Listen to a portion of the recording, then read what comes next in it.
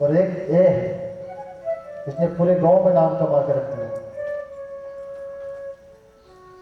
गोकर्ण जी ने कहा कि पिताजी आज भी आप रो रहे हैं और पहले भी आप रो ही रहे थे, इसमें दोष धुंधकारी का नहीं है, दोष आपका है।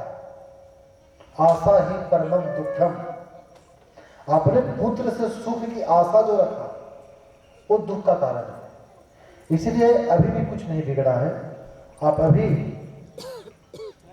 वन में निकल जाइए, संसार से राग रहित हो जाइए, क्योंकि दुख का कारण है मोह आसक्ति। ये मैं हूं और ये मेरा है, और मैं मेरा नहीं माया, भगवान की माया। मैं ते मोर तोड़ते माया। प्रभु कहते हैं कि भगवान श्रीमद् भागवत के 10वें स्कंद का पाठ करते हुए आत्मदेव को गोकर्ण जी ने ज्ञान दिया, उपदेश दिया कि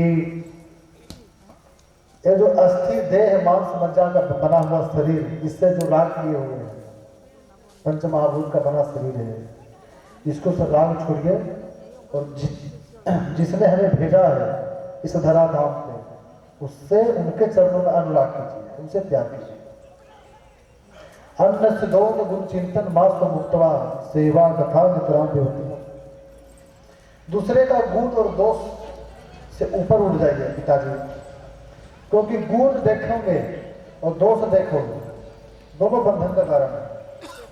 गुण देखेंगे तो उसको आप अच्छा समझेंगे, उससे प्रेम होगा, राग होगा, और दोष देखेंगे तो घृणा हो जाएगी, उसकी निंदा करेंगे। एक से राग और एक से द्वेष हो जाएगा, क्योंकि जो संसार में गुण दिख रहा है तो गुण किसी व्यक्ति का नहीं है, गुण तो परमात्मा का होता है, गुण तो प्रभु का है।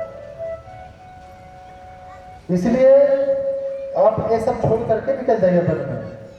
गोकर्ण की बात सुन करके आत्मदेव अपने माथे पे 10वें स्कंद का पाठ करते हुए श्रीमद् भागवत जी के श्लोकों को गुण गाते हुए निकल गए, मुक्त हो गए। इधर धुंधकारी अपने माँ धुंधली को आकर कहा कि माँ लाओ, जो पिताजी ने जो पहले कमा करके धन रखे हैं वो मुझे दो। माता धुंधली ने कहा कि बेटा सब तो तूने जुए और शराब में नष्ट कर दिया था, अब मेरे पास कुछ नहीं है देने को। तो अपने माँ को लात और घूसों से पीटा। धुंधली को बड़ा गरानी हुआ कि मैंने पतिदेव से झूठ बोला, ऐसे दुष्ट पुत्र के लिए मैंने छल किया, मुझे क्या पता ऐसा निकल जाएगा ये। आज बेटे की मार से दुखी होकर कुएं में गिर करके अपना शरीर शांत कर लिया। धुंधली भी मर गई। गोकर्ण जी तीर्थ यात्रा के लिए निकल गए, धुंधकारी अकेला बच गया। तो जब जीव अकेला होता है ना तो पाप करता है।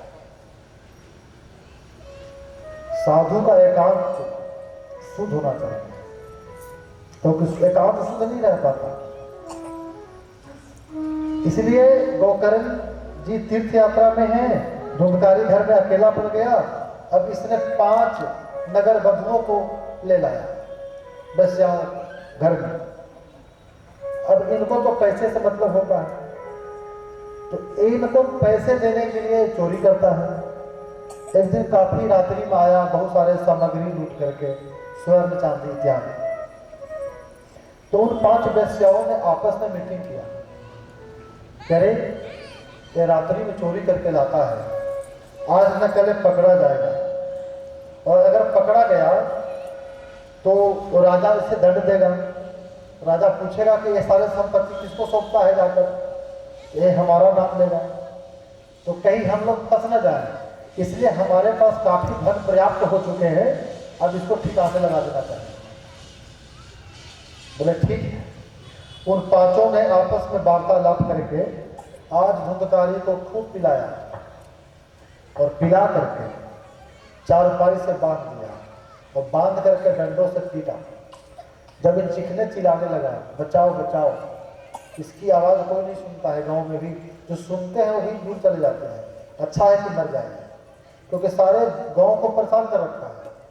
जब कोई बुरे आदमी संकट में फंसता है ना तो उसकी सहायता दुनिया देखने वाला भी नहीं करता। इसलिए धुंधकारी को चिल्लाने लगा तो लिखा है कि जलते हुए आग का अंगार लेकर के उसके मुंह में डाल के उसको कुट कर मार डाला, मर गया। और मरने के बाद सीधे सीधे प्रेत योनि में चला गया, उसकी उद्धार नहीं हुआ। गोकर्ण जी को पता चला कि धुंधकारी का भी मृत्यु हो गया, अकाल मृत्यु। तो धुंधकारी जी के मरने के बाद गोकर्ण जी ने गया में जा करके पिंड श्राद्ध, पिंडदान धुंधकारी के नाम पे। उसके बावजूद भी इसकी मुक्ति नहीं हुई। बोलिए वृंदावन बिहारी लाल की। धुंधकारी ने प्रेत बन के उसी गांव में रहता है। गांव उसके घर में ही आंगन में लंबा बटका वृक्ष था, पेड़, उसी पर रहता है। धुंधकारी जी सारे तीर्थों में भ्रमण करके अपने गांव लौटे। रात्रि का समय हो गया। उन्होंने सोचा कि रात्रि में किसको परेशान करें, साधु पुरुष हैं, इसलिए अपने ही उसी घर में जो खंडहर बन चुका है उसमें आकर के अपना कमंडल रख करके चारपाई पे लेट गए। और जैसे ही आकाश में देखा वो जो पेड़ लगे हुए थे, पेड़ के नीचे ही चारपाई, उस वृक्ष पे देखा कि आग लगा हुआ। वो अग्नि को देखते देखते वो अग्नि भेड़ बन गया, फिर भैंस बन गया, फिर हाथी बन गया, तरह तरह का रूप बदलने लगा। जब ऐसा दृश्य दिखाई दे किसको नींद आएगा? गोकर्ण जी को लगा कि ये कौन? उतने में नीचे आ गया, कुछ बोलना चाहता है पर बोल नहीं पा। गोकर्ण जी ने कमंडल से जल लेके हाथ में अभिमंत्रित करके उसके ऊपर छिड़के तो उसकी वाणी काम करने लगा। बोले कि अहम भ्राता धुंधकारी, मैं आपका भाई हूं। मैं अपने ही पाप कर्मों की वजह से हमें प्रेत योनि में मिला है, कष्ट पा रहा हूं। आप कृपा करके मेरी शांति का उपाय कीजिए, मेरी मुक्ति कर दीजिए। गोकर्ण जी ने कहा कि धुंधकारी, मैंने तेरा मृत्यु का समाचार सुना तो मैंने गया में जाकर तेरे नाम का श्राद्ध किया, फिर भी तेरी मुक्ति नहीं हुई।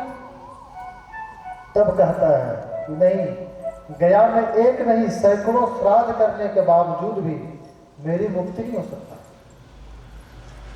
बोले ऐसा कैसे? बोले ये मुझे नहीं पता। बोले ठीक है, आप अभी जाओ, मैं तेरी मुक्ति का उपाय बताऊंगा, कल करता हूं। बोले ठीक। बोलिए वृंदावन बिहारी लाल जय हो।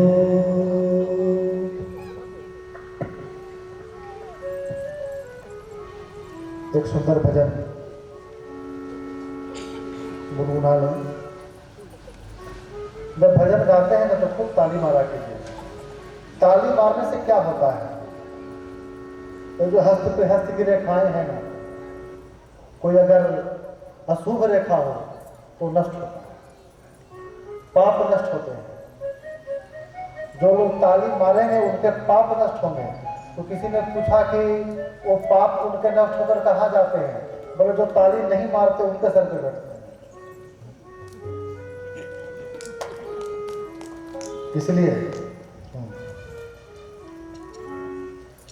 मुझ चरणों से लगा ले मेरे श्याम मुरली।